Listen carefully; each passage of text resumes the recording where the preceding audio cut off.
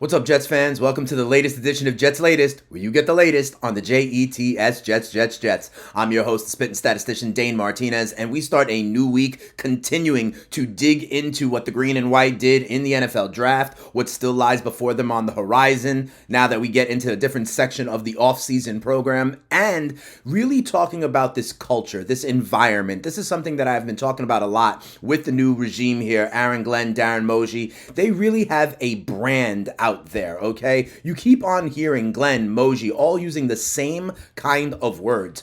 Tough, physical, instinctive, aggressive, versatile, whether it was guys they signed in free agency when Aaron Glenn was talking about specific guys already on the roster that he really likes, or in the draft. I mean, literally at every position group. Like when we talked about the running backs, it was how he liked all three running backs, how they were big physical men and that people were going to feel them, right? When they were talking about the linebackers and the secondary, we talked about the multiple things that some of the draft picks like Malachi Moore could do, like Brandon Stevens, who they brought in, can do. Play corner or safety, play nickel, come on down and support the run, that sort of stuff. And we talked about how Aaron Glenn said it allows them to be multiple and on different fronts, right? For the offensive linemen, we talked about how he loved Membu because he was an aggressive, physical kind of guy. We talked about the leadership involved, that they drafted team captains with Malachi Moore out of Alabama, right? With Kiko in Miami. Talking about how A.Z. Thomas really showed his character in a tough season in Florida State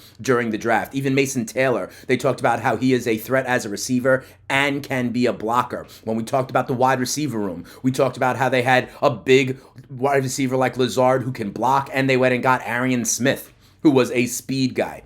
That is really part of this brand that they are talking about, allowing the Jets to be able to do a lot of different things and being consistent with that kind of tough, physical, aggressive mentality. Listen to what Aaron Glenn had to say about this. He said, quote, "The number one thing is we really got guys that fit the brand of who we are going to be. We're very intentional with the players and also the coaches we want to be a part of this organization. Everyone fits, and we want to continue that trend." I think it's important that he's even talking about it in terms of the coaches. He's talking about it in terms of the support staff. That is a vision for the organization. And while sometimes it takes time to build that, it is clear, it is intentional, and that is something you have to be excited about as a Jets fan. And I keep on talking about this. He got his cue from what he saw from Dan Campbell in Detroit, who took literally a laughingstock, an 0-16 team, into one of the true contenders in the NFC. And that gives me hope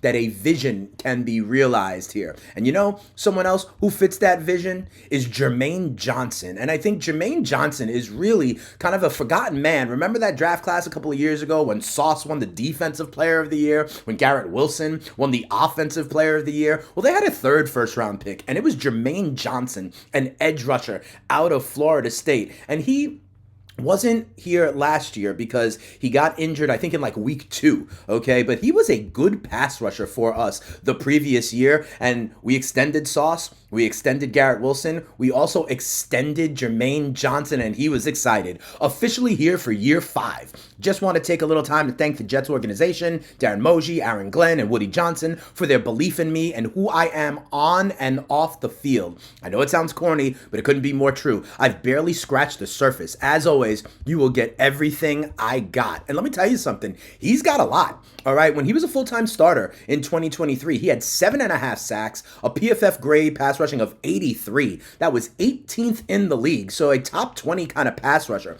a 13.3% pressure rate. Okay. He led the group in sacks and stops and kind of tackles for loss. He finished second on the team, in sacks. He was good. And here's the thing. That is also being paired now with our first-round pick from last year, or 2 years ago, Will McDonald. And Will McDonald had a really good year last year. He finished 12th in the NFL with 10.5 sacks. His 61 pressures last year were 13th in the NFL. So you put a guy like Jermaine Johnson on one side, Will McDonald on the other side. These guys are both young. These guys are both, as per their stats and their PFF grade, that is pretty good. Last year, the Jets actually had a decent pressure rate. They got pressure on the quarterback 39.5% of the time that they dropped back. That pressure rate was 6th in the NFL, and they did that without Jermaine Johnson, okay? So you now add Johnson, that can only grow. Don't forget, they also, in the middle rounds, added Tyler Barron out of Miami, who we talked about, who, again, Aaron Glenn saw specifically. And Barron, even though he was a 5th round pick, he had a 91.6 PFF pass rushing grade, okay? His pressure rate was 2nd best in all of college football, behind only James Pierce, who was a 1st round pick, okay? So they got a specialist there in pass rush. And don't forget, when we're talking about the pass rush and the defensive line, there's also Quinnen Williams, who pushes the pocket from the interior, right? Quinnen Williams has gone to 3 straight Pro Bowls, for goodness sakes, okay? He is also a guy who can pressure the quarterback from the interior. So I think it is definitely important that we kind of remember that we add Jermaine Johnson as part of that great 2023 class, I believe, when we got Breece Hall as well in the 2nd round, right? And Jermaine Johnson could be a forgotten man, but with him back, that's part of the reason we didn't necessarily have to add an edge rusher in free agency. People were talking about that. The Jets actually do get enough pressure, and again, being intentional with the culture, that kind of aggressiveness, also fits a press man defense in the secondary, right? If you can get pressure and you have guys that can be sticky on the outside as cornerbacks like Sauce, like Stevens, also like A.Z. Thomas, right, that are playing man coverage, and they can do that. When you get a pass rush, you only have to cover for about, 3 seconds. You don't have to cover for 4, 5, 6 seconds, stuff like that. That's the risk when you play man defense, that when these quarterbacks can extend plays, things like that, wide receivers can uncover. That is not the case, though, if you have a pretty good pass rush, which the Jets do, in fact, have. So I am excited about that. I am excited about having Jermaine Johnson back, especially when in the middle, you got Quinnen Williams, who's known as one of the best interior defensive linemen in the entire NFL.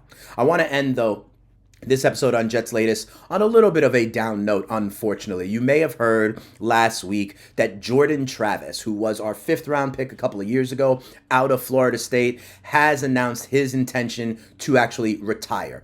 Jordan Travis was a quarterback who was awesome for Florida State. He was in the Heisman Trophy. Florida State was undefeated and going to the college football playoff. And then he had a, devastating leg injury, and it ended his Florida State career. He fell all the way down to a 5th round draft pick. The Jets drafted him maybe to see if he could rehab, maybe to see if he could be kind of a developmental quarterback for him. But unfortunately, the injury was just too much to overcome. And Travis said this officially last week. He said, "I gave everything to the rehab process, but despite all of my efforts, my leg never responded the way we hoped. After much prayer and consultation, doctors, medical experts, and my agent, I have been medically advised to retire from the game that I love so deeply." So here at Jets Latest, we just want to say, good luck to Jordan Travis. It didn't ultimately work out for him with the Jets, and he is moving on. But here's the other thing I'll say for us and our future about this, right? So now, Justin Fields, obviously. Tyrod Taylor is the backup, the veteran backup presence. And people are wondering, well, who's going to be that third quarterback, right? On the roster right now, there's Dane Martinez, but also as an undrafted free agent, we signed Brady Cook. He was the quarterback of Missouri. By the way, he had Armand Membu blocking for him at Missouri. And those are going to be our kind of young developmental quarterbacks. But here's the other thing that I would say about this. Some people were wondering if the Jets were going to add a higher kind of level draft pick at the quarterback position. They didn't, and I think that's a good thing. Why? Because it also signals to Justin Fields that we are all in and all behind him as the QB1 for the New York Jets. Tyrod Taylor is a vet who can come in if need be, if there's a 1 or 2 week injury. We know that, but he's no threat to take the starting job. If you went ahead and drafted a Shador Sanders, or if you went ahead and drafted, one of these other, a Jackson Dart, then all of a sudden Justin Fields is looking over his shoulder. I like the fact that this organization is signaling to Justin Fields that he is the guy. When we talk about kind of these quarterbacks that have a second act in them, it's really when organizations go all in with them, right? Jared Goff in Detroit, another comp to Detroit, is an example of that. Baker Mayfield in Tampa Bay, they went all in, built around him. That's what we are doing with the Jets and Justin Fields. You've seen Justin Fields in offseason workouts. He looks great. You've seen Justin Fields at the front row of Knicks games, and the crowd is behind him. This is just another way, by not drafting a high brand name quarterback in the draft, that it signals to Justin Fields that we are all in for him. The idea of also even things like, bringing in his center in free agency and Josh Myers, right? So we bid farewell and good luck to Jordan Travis. But what I also think this signals, we didn't feel like we had to get some other up-and-coming quarterback to put pressure on Justin Fields. So that'll do it for this episode of Jets Latest. Remember, the brand is building in the green and white, and Aaron Glenn is clear, intentional with this vision. Jermaine Johnson adding to the pass rush back, almost like a free agent pickup, almost like a draft pick that has experience with over 7 sacks with Will McDonald on the other side. We have 2 young dogs who can get pressure and add this element to the Jets defense, and a secondary that's going to play man, and Justin Fields is locked and loaded as QB1. So watch this episode, like this episode, subscribe to Jets Latest. It truly does help. Tell a friend to tell a friend. Engage with me in the comments. I love hearing what you guys have to say. And follow me on Twitter or X at Spittin' Speeds. If you want more from me, remember, I am also the host of the FTN Fantasy Show over on SiriusXM Channel 87, where we talk it all, whether it be not just the Jets, but